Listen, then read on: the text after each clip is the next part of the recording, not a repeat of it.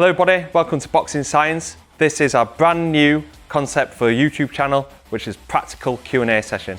Whenever I've done Q&A sessions before, they've been sat in my front room or sat in my spare room, reeling off like live Q&As and your questions about the gym without kind of any practical demonstrations. In this video, I'm going to be answering your questions through showing you little tips and tricks of how to get the most out of your training. So in this episode, we're going to be covering the barbell bench press from the pins, how to front squat better, and how to improve your lead shoulder mobility. If you've got any questions that you want including in the next episode, please file them in the comment box below or contact us at dannywilson@boxingscience.co.uk. So we received a question: what are the benefits of using the bench press from blocks or pins for boxers? Now, the reason why we use it from the pins is because we're not wanting to go through that full range of motion on the bench press.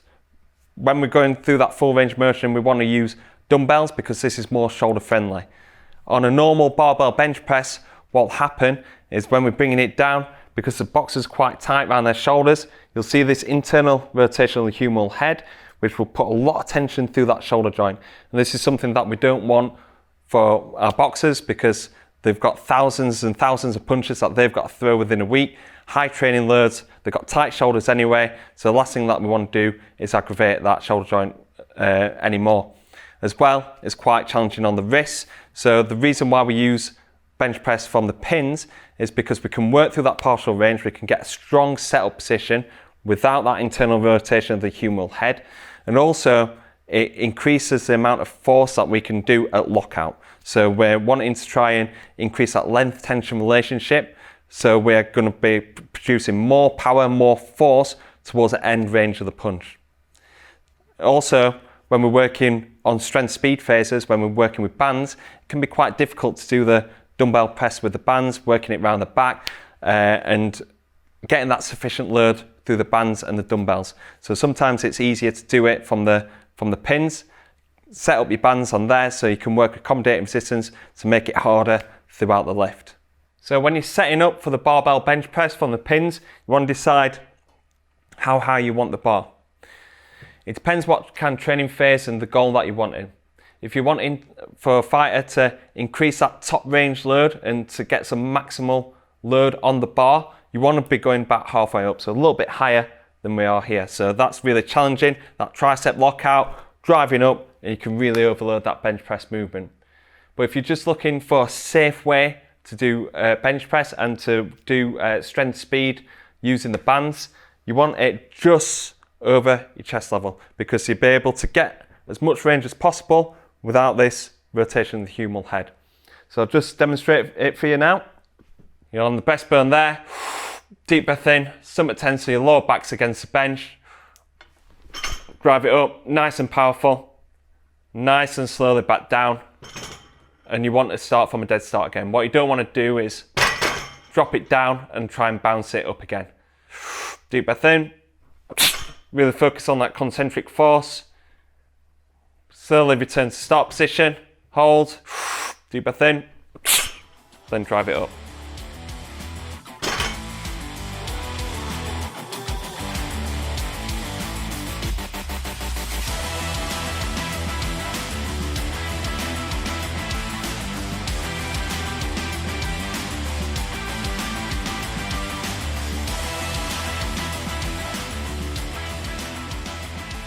So this question is all about the front squat.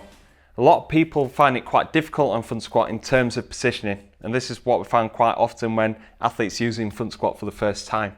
They feel like when they're doing it, they feel like it's on the neck, they feel like they can't get that wrist mobility to get their elbows up. So here are 3 short and simple tips on how to improve your front squat.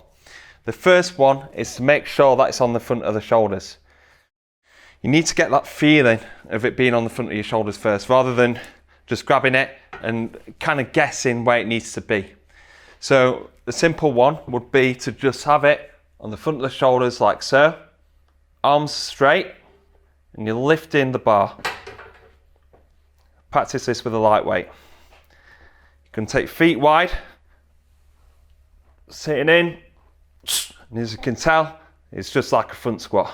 You can have your arms here to start off with if you're struggling with wrist mobility and you're not wanting to risk having your arms out, but it's great feeling because you really are having to balance that onto the front of your shoulders. You can see it's not really pressing onto my neck. If I were doing it like this, I'd be tempted to press it against my neck there. There, it's just sitting on my shoulders. Deep breath in, a lot of core tension, and you've got to be nice and upright. So that's helping you get into that groove of the shoulder. Then you can just transfer that, get that feeling onto the front of your shoulder, and now it's not pressing against my neck.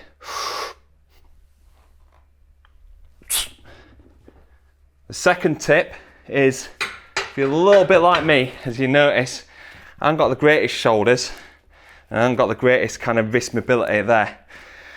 Whenever I do front squats, I'll try and increase that range as much as I can. And just getting in and under and pushing the elbows up, pushing the elbows up. I'll just stretch off those lats and just get that arm into position where, before you go into that front squat. You can see already my elbows are up a little bit higher. So increase that range of motion before every lift. So it only takes about 2 or 3 goes of just increasing that range before you go in. And the third tip is to use pause squats. As you go down into the front squat, it becomes harder to keep that elbow position high. So using pause squats will just help you readjust, trying to push them elbows high before you go on the concentric phase of the movement. So just demonstrate. Deep breath in. Pause at the bottom, push them elbows up, and then fire up. A lot of people, when they get to the bottom, will end up dropping their elbows. So like I said, and you're at the bottom, pushing them elbows up will have a massive transferred effect into your shoulder mobility, your wrist mobility in that front squat position. So this next question is all about overcoming and avoiding knee valgus. And this can happen with a lot of boxers and different athletes when they're squatting, lunging, or generally moving about. Now, for those who don't know what knee valgus is when the knee comes onto the inside of the foot. This can put a lot of pressure on this knee and can end up having a lot of knee pain or some serious knee injuries. So it's something that we want to try and reduce and avoid when performing, but also more importantly in the weight room. We're not wanting to increase any kind of load or tension whilst being in knee valgus position. Now there's 3 different positions where knee valgus can happen in a weight room. It's mainly when they're squatting, doing some lateral lunges, or doing some lunge activities. So I'm going to show you 3 different ways on how to improve and avoid knee valgus just with using this broomstick. So the first exercise is to help reduce knee valgus during a squat pattern. So we're going to use a broomstick, and we're going to do a squat and press. And what the broomstick and pressing the broomstick does is push your hips out, helps you sit into a more upright position, and it's stretching off these adductor muscles, or you might call them the groin muscles, that sit from the inside of the hip to the inside of the knee. When these are quite tight, and they're quite tight in a lot of athletes, what that'll do, it'll drag that knee in. And when people are doing normal squats, they tend to lean forward, the knee tends to drift on that inside. Using the stick, this helps us sit our hips back a lot more whilst being upright, and it's almost harder to have them knees on the inside, so it's forcing them knees to go out wide. So we take a deep breath in. As we go down, keep that core tight, push the knees out, hold the stick there, and we're nice and upright in that bottom position. Next exercise is a lateral lunge, and this is an effective exercise to improve lateral movement, but also to stretch off the adductor muscles. We're going to press the stick out as we step to the side, flex one knee, this leg stays straight, and we're going to push the hips back and try and get as deep as possible. Again, the stick is helping us to counterbalance, so we're not leaning too far forward, and we can get deeper into that stretch. Now this is really stretching off the adductor muscles, as all what my knee's wanting to do there is to twist in. So try and avoid doing that. You want to push your knee back, this foot flat, hips, knees and feet all facing in one direction. You should feel a big stretch in the adductors, and this will really help reduce knee valgus in different activities. The last one is the split squat. So when we do lunges, it's a lot of loading going through this knee, and what we'll tend to do is to go onto the inside. So using a broomstick to help align our knees during a split squat, sitting in nice and deep, and having the stick here will stop our tendencies to move in.